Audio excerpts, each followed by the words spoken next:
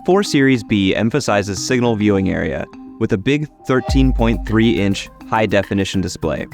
Every knob, button, and touchscreen gesture has been carefully designed. Turn on channels, create new math, bus, or reference waveforms with a quick tap. Each waveform gets its own badge in the settings bar. If you don't like the order of the waveforms, you can change it.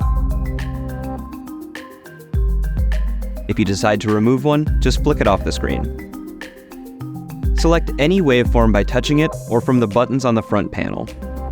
Traditional knobs provide fine control over settings. The backlight behind the knob clearly identifies the channel assigned to the control. If you want to reconfigure something in one of the objects on the display, just double tap it to open its configuration menu. Tap outside the menu to dismiss it. Now let's use the measurement system to measure the rise time and peak-to-peak voltage on channel 1. Each measurement gets its own badge in the results bar. You can add callouts directly onto channels to highlight specific details and label the waveform.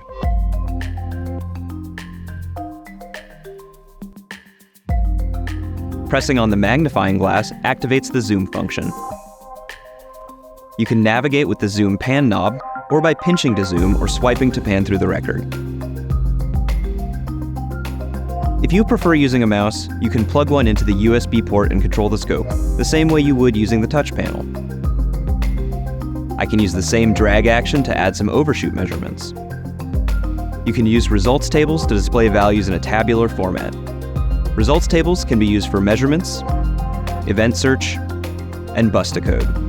With results tables, you can view statistics for the current acquisition and accumulated statistics over all acquisitions. You can use plotting to visualize a measurement's behavior. I'll turn on a time trend plot for the rise time measurement to see how it varies over time. You can use a histogram plot to view the distribution of a measurement.